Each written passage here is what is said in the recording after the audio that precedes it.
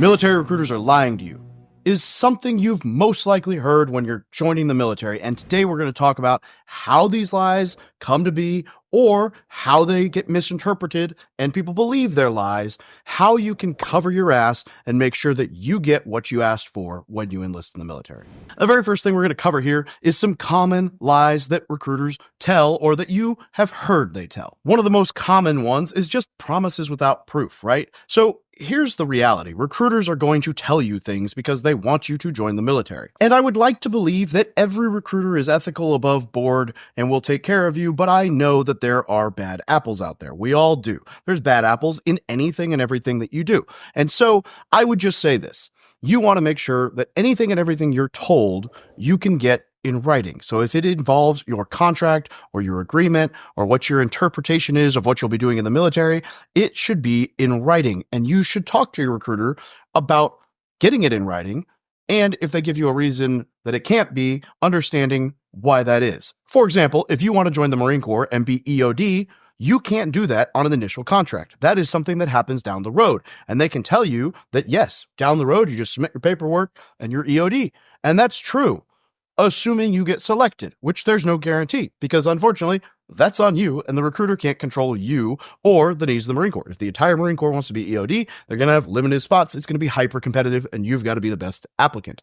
That's how it works. Then there's the whole false guarantees about your career where people will say, hey, yeah, you get to choose your job, or you get to choose where you want to be stationed, or you get to choose if you go on a deployment. And all of these have both some truth and some falsehood to them. And a perfect example of this would be when you go to MOS school, let's say in the Marine Corps, you do have a choice in where you want to go. They usually say overseas, West Coast, East Coast.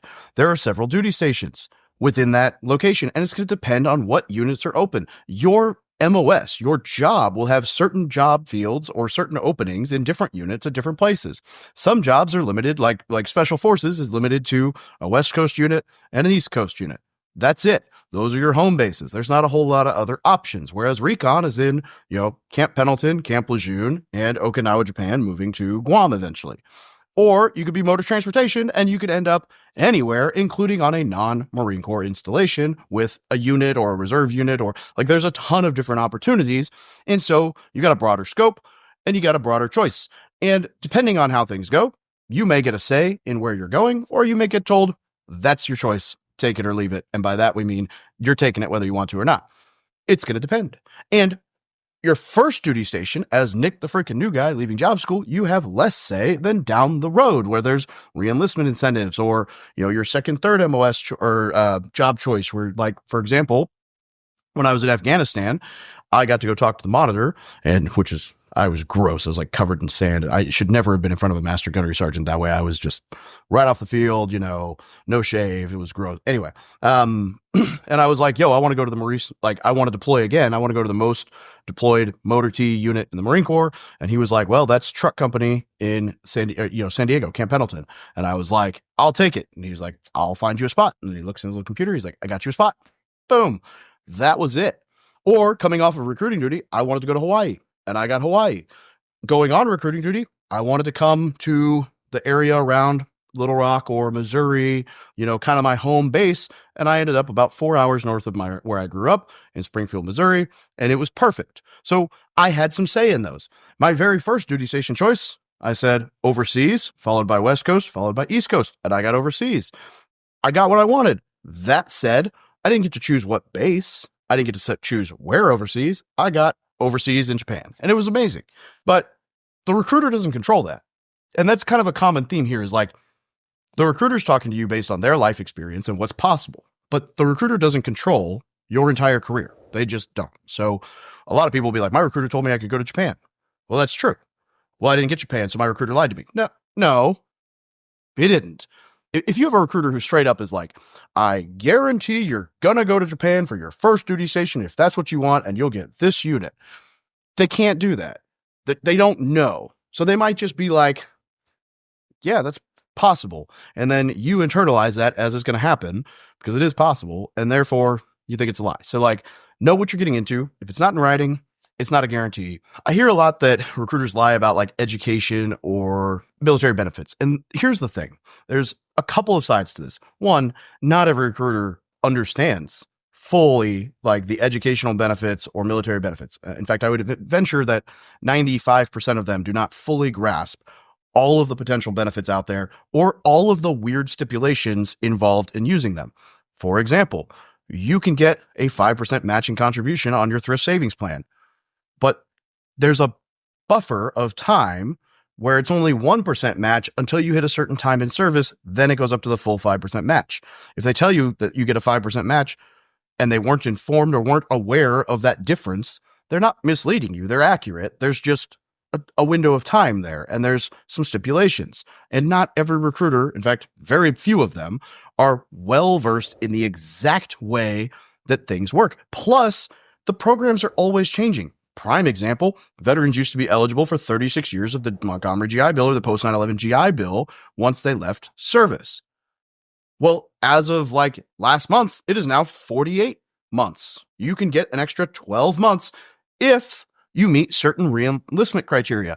So if a recruiter tells you, hey, last month it changed, it's now open to 48 months for the GI Bill, they're not lying. It's going to depend on how your career goes. And also, they wouldn't be lying if you then turned around and like get dishonorably discharged for friendly fire or something stupid, and you lose all your benefits. That didn't make the recruiter lie. You made some poor decisions. And so, you have to interpret it as is. And I would be willing to bet that most recruiters don't understand exactly what those reenlistment criteria are for the 36 month to 48 month, because I don't even understand it yet, because it just came out. And so they're probably going to tell you, hey, yeah, this is an option. But it is an option. It's the 36 months guaranteed. And then there's an option where you might get an extra 12 months, depending on how things go. I got a $50,000 GI Bill kicker. It is in writing. That was a very rare thing when I joined, and it was because of some stuff I helped my recruiter with. But it was in writing. I know people who were like, man, I thought I was getting that, but they never had it in writing. It may have been mentioned. It's not very common. I don't know. I only know like one other person who ever got it. And so you need to make sure that what you're getting is in writing and you fully understand like the benefit might exist, but there are things you have to do to get it. Another perfect example of that. A recruiter might tell you that you can transfer your GI Bill to your family members down the road. That is 100% true. Most recruiters don't fully understand how that process works because they're in their first or second enlistment and they probably haven't transferred their GI Bill or their GI Bill benefits yet. I would have told plenty of people. I enlisted like 53 applicants in the first 2 years. Then I was the boss. And I told all of those applicants or anyone who asked that, yes, you could transfer your GI Bill to your family members. And I was being 100% honest because you can. Then I personally was not able to because I messed up my reenlistment, didn't understand how it worked, messed up my own paperwork, and retroactively was not able to fix it unless I reenlisted for a full 4 years, the year that I was planning to leave the military, which I was not willing to do, and I lost the ability to transfer my GI Bill, which is not my recruiter's fault. It is my fault for not doing my homework and understanding the system. It's also probably the career recruiter, like the guy who keeps you in the military, is partially their fault for wording that poorly when you're filling out the affidavits and understanding how to do it. I feel like if I had been better informed, I would have made better choices. But again, all speculative. I didn't do my homework. Okay, now we're going to talk about two that I have experienced that I did feel were very misleading. And these were things that I had issues with other services. And so I will tell you this. If you're around me personally, publicly, whatever, there is only one branch. Like I talk shit all the different branches of the military. We all do. Every service member or vet talks shit about all the branches of the military. It's kind of our shtick, right? We make fun of the Air Force, we make fun of the Army, the Navy, the Coast Guard, the Space Force, the whatever. The only branch that I actually dislike is the National Guard. And I'm not saying this to discredit people who serve in the National Guard. I'm saying it because my experience as a recruiter is that the National Guard recruiters were lying sacks of shit. And I did not like a lot of their methods for recruiting because there were applicants who got screwed by them. Again, nothing wrong with the National Guard. And if that's the way you feel called, go for it. But just make sure you're not getting sold a couple of these lies. One, they have a program where you can go to boot camp between your junior and senior summer. So you go to boot camp after your junior year, you come back your senior year, boom, you are in the military. It's cool because you get to go earlier than all the other branches because, like, I can't even talk to a junior in high school to help them enlist. You have to be a senior as a Marine recruiter. And so they get you ahead of time. So it's cool because you're ahead of all your peers. And it's cool because you get to wear your uniform to school if you want to or whatever. And you can go to prom in your dress uniform. Like, there's some of those perks that really appeal to young high school guys and girls. The downside is that a lot of these National Guard recruiters tell you, yeah, you just submit some paperwork and you can go active duty afterwards. That is technically true, but good freaking luck getting that paperwork approved to activate. Good luck. Like, I don't personally know anyone who's pulled it off in the National Guard. So it is true, unlikely, highly unlikely. I've also heard National Guard guys tell applicants, or at least had applicants come in my office and tell me they were told that they could go through boot camp and then after their senior year, transition to the Army active duty. Not true. You signed a 6-year contract with the National Guard as a reservist. That's a thing. You're doing it. Also, a lot of these guys and gals didn't understand that if they do the junior program, they are reservists. Like, that's only open to reservists. They are not active duty. You have to do that whole paperwork that's most likely not going to get approved to go active duty. I actually had an applicant once come in twice come in my office, 2 different applicants, and say that the National Guard recruiter told them that they could use that boot camp to prepare for the Marine Corps boot camp. So they would go to boot camp for the National Guard over their junior summer, spend that first year. It would count towards time in service, their senior year. And then at the end of their senior year, they could talk to a Marine Corps recruiter. Once they have their high school diploma, go off to Marine Corps boot camp, become a Marine.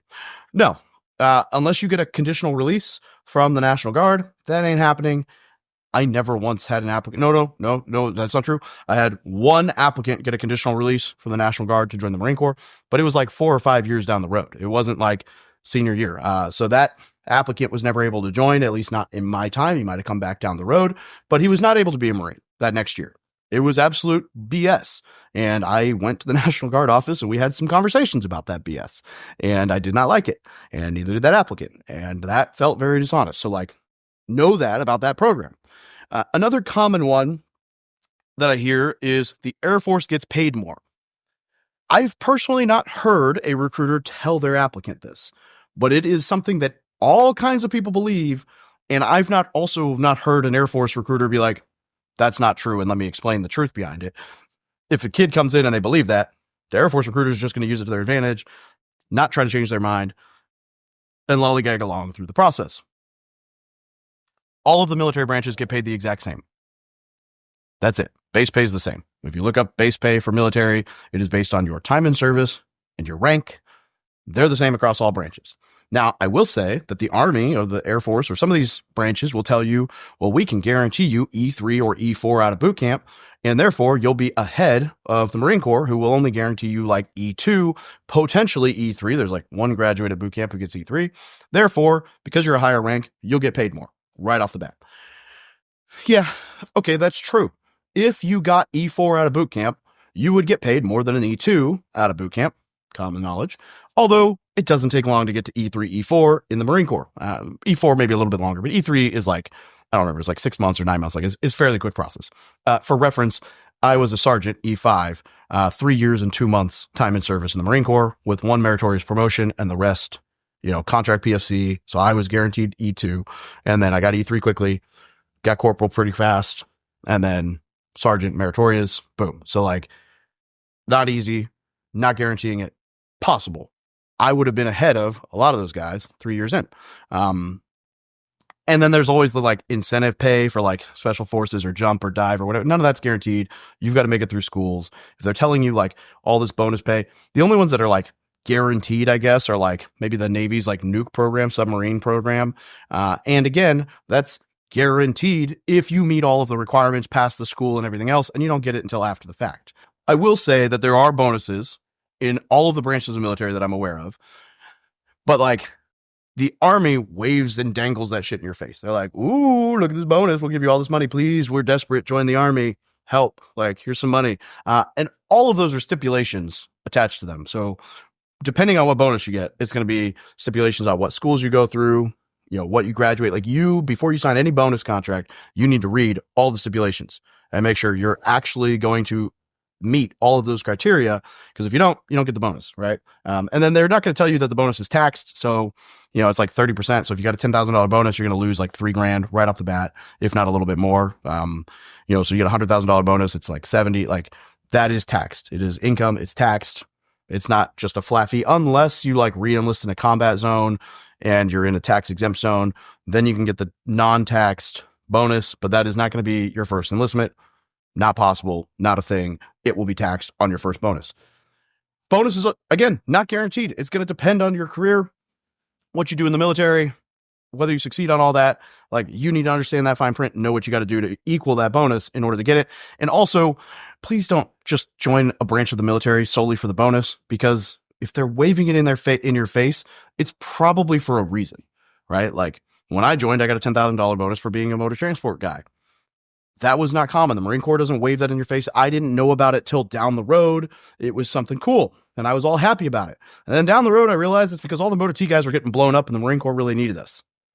So like, yeah, cool. I got a bonus because we were all getting wounded and killed in action, driving over IEDs. So incentive. So like, there's probably a reason for that bonus. Just make sure you understand why, and please don't make the decision to join the military solely based off money.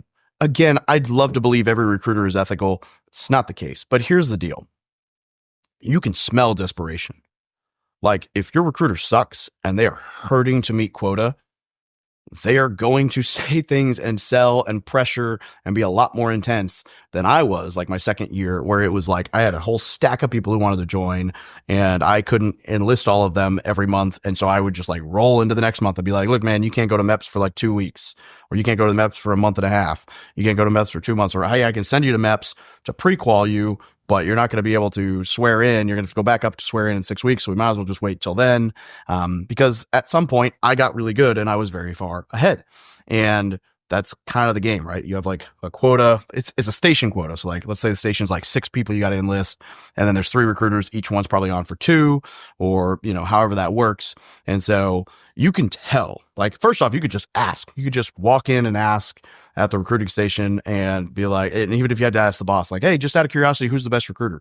Or, hey, I know about quota. Who's like not hurting on quota and going to be honest with me because they're a decent recruiter? Because again, you can smell the desperation when somebody's hurting to, not write a nut, not write a 0 in a month. And they're going to be a lot more pushy and salesman-y. But at the end of the day, recruiters are salespeople. That is their sole existence.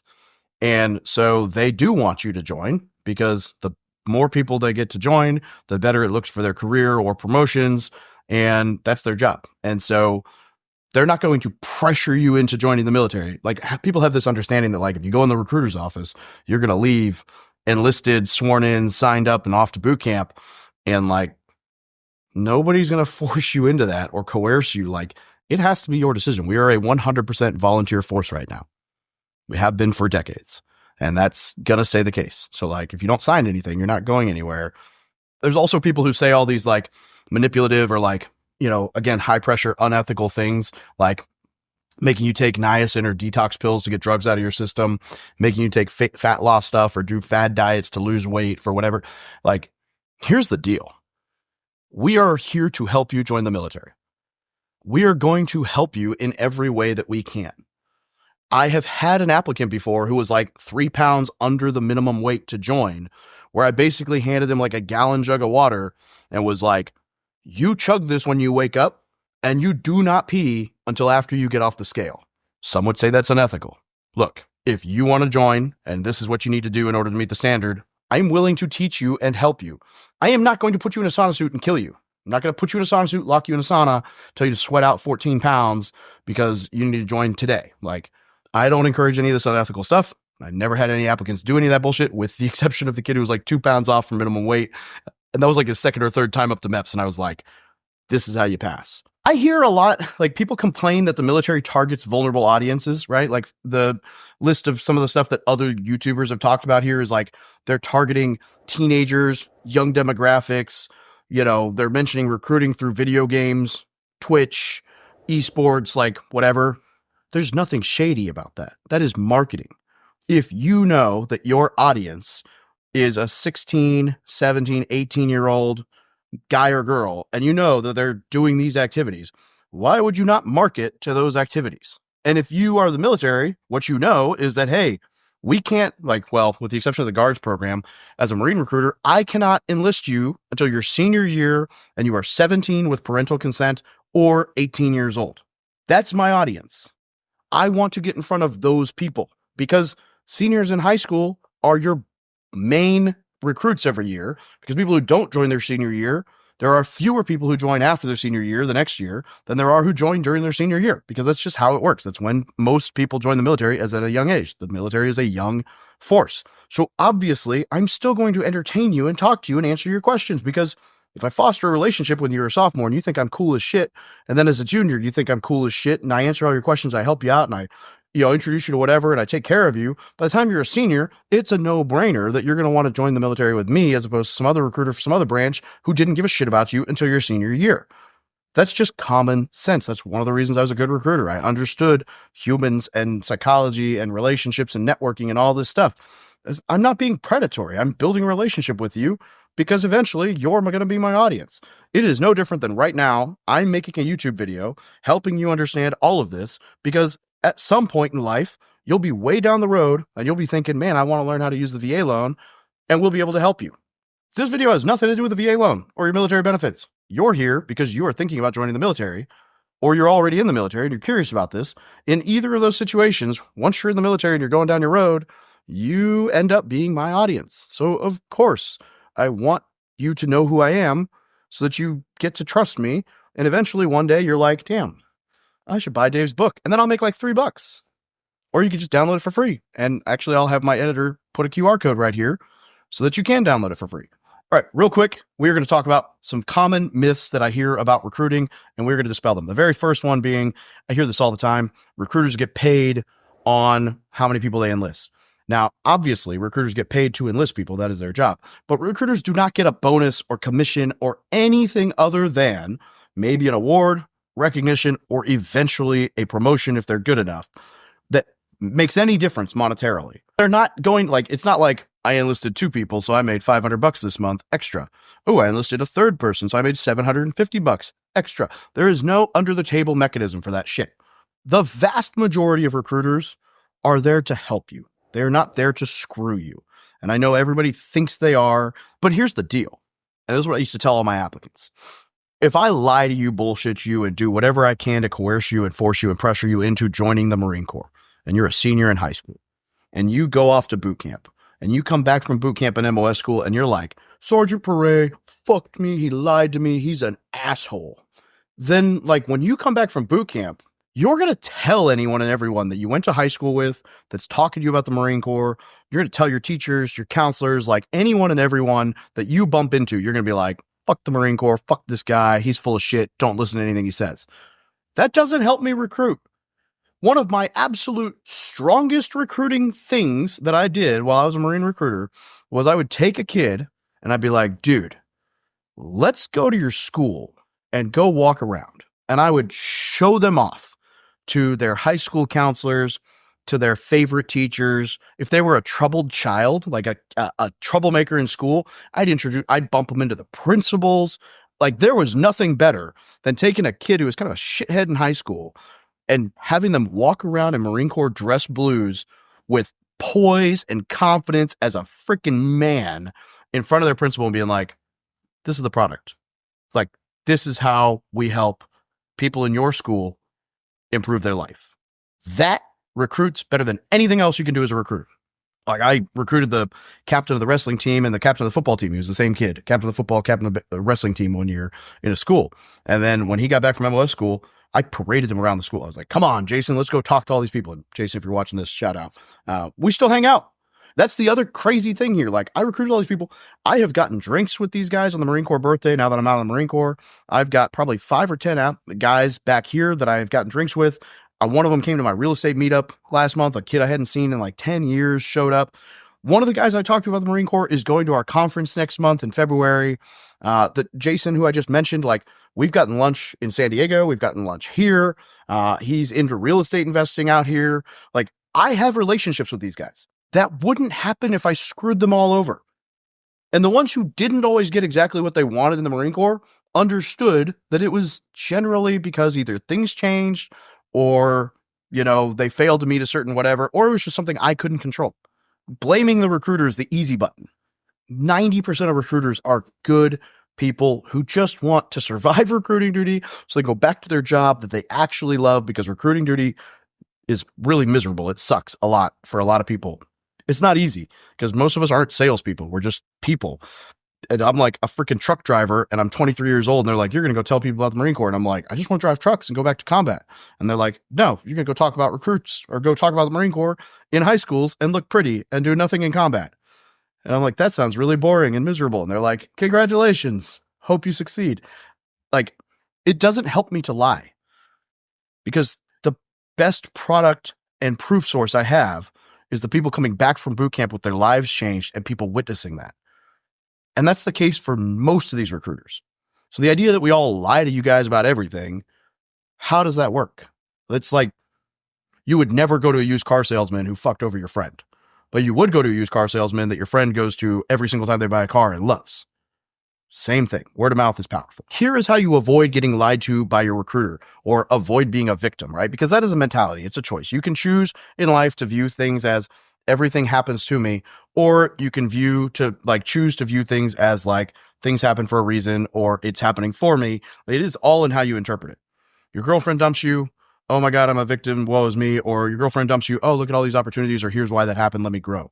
That said, here's a couple things that I would say you should do. The very first, and we talked about this, read your enlistment documents. Every contract, everything. The recruiter might be annoyed that you're taking a little bit of time. That's fine. They can suck it. They can deal with it. Whatever. Read it. Make sure you understand what you're signing. And if it's not signed, like it's not in paperwork, you didn't sign it, you don't have whatever that person's telling you you have. Some of these things are a process. So ask. Be like, well, hey, you said you always going to get this. I haven't seen it in writing. Why? Well, like for us in the Marine Corps, we can talk to you about different jobs, but we're not going to sign your job contract till you come back from MEPS. Different branches do different things. So just ask for clarification with your recruiters if it's not in writing. And if they can't answer the question for when and how it will be in writing, that's a red flag. Here's one, and this is not a recruiting process life hack. This is a life hack. Google and or ChatGPT. Just freaking ask the questions that you have and then do your research. Validate things, verify things, go and type things into Google and ChatGPT.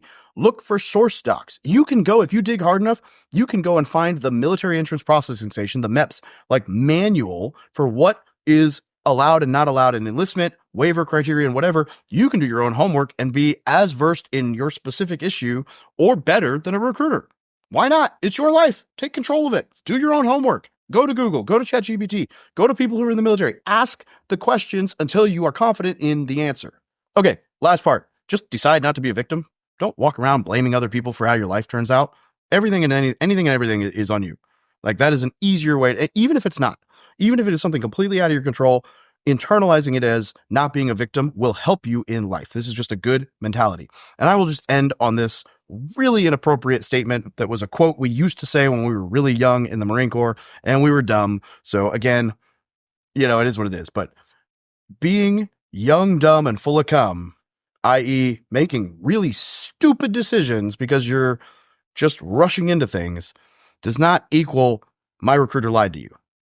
Do your homework. Read the docs before you sign them. Grant me the serenity to accept the things I cannot change, the courage to change the things I can, and the wisdom to know the difference.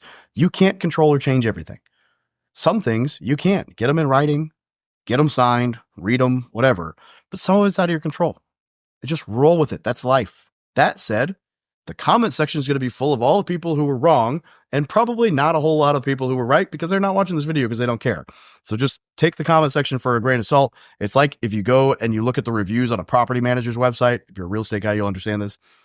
The property management site might have like 2.0 stars out of 5 on Google. And you're like, wow, they must be terrible. And then you start reading the reviews and all of the nasty reviews are tenants who are like, I got evicted for not paying rent, or they wouldn't let me be late. They charge me late fees on my rent. Well, yeah, no shit. All of those are warranted reviews. So like, I might still use that property manager because it means they're holding you to your contract. So again, just do the internal work to know whether it's something that was really lied to you intentionally about, or maybe just something that you didn't understand, or even something they didn't fully understand. And just go through life not being a victim. And subscribe. Hope to see you again.